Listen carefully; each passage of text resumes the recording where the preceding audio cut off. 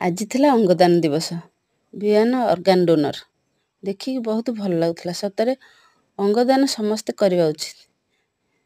କେତେ ମୂଲ୍ୟବାନ ଆମର ଅଙ୍ଗ। ଏସବୁ ଯଦି ହେଇପାରିବ ଅନ୍ୟ କେହି ଲୋକ ଉପକୃତ ହେଇପାରିବେ ନା। ଦେଖିକି ବହୁତ ଭଲ ଲାଗିଲା। ବହୁତ ସୁନ୍ଦର ଭାବେ ଆୱାରନେସ୍ ପ୍ରୋଗ୍ରାମଟି ହେଇଥିଲା। ରାସ୍ତାରେ ଦେଖିଲି ବମ୍ବେ ଲଡ଼ୁ ତିଆରି ହେଉଛି। ପିଲାଦିନ କଥା ମନେ ପଡ଼ିଗଲା। ମୁଁ ବି ଦିନେ ବମ୍ବେ ଲଡ଼ୁ ଖାଇବା ପାଇଁ କାନ୍ଦୁଥିଲି। ଆଜି ମୁଢ଼ି ପାଇଁ ଯାଇଥିଲି, ଯେଉଁଠି ମୁଢ଼ି ତିଆରି ହେଉଛି ସେଇ ଜାଗାକୁ। ସେଠି ଦେଖିଲି କେଡ଼େ ସୁନ୍ଦର ଭାବେ ସେମାନେ ମୁଢ଼ିଟା ଭାଜୁଛନ୍ତି। ଏଇ ଜାଗାରେ ମୁଢ଼ିଟା ଭଜା ହେଉଛି।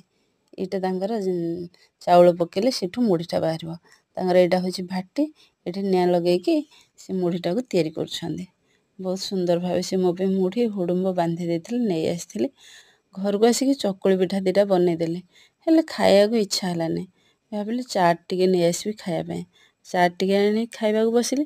ବୋଉ କହିଲି ତୁ ଟିକେ ଖା। ତା ଦେହ ତ ଏମିତିରେ ଭଲ ନାହିଁ, ଖାଇବାକୁ ଇଚ୍ଛା କରୁନି। ଲେମ୍ବୁ ଚିପୁଡ଼ିକି ଟିକେ ଯୋଡ଼ିଏ ଭାତ ଆଣିକି ଖାଉଛି। ମୁଁ ତା ପାଖରେ ବସି ଚାଟ୍ ଖାଇଲି, ସେ ଭାତ ଖାଇଲା। ଜୟ ଜଗନ୍ନାଥ।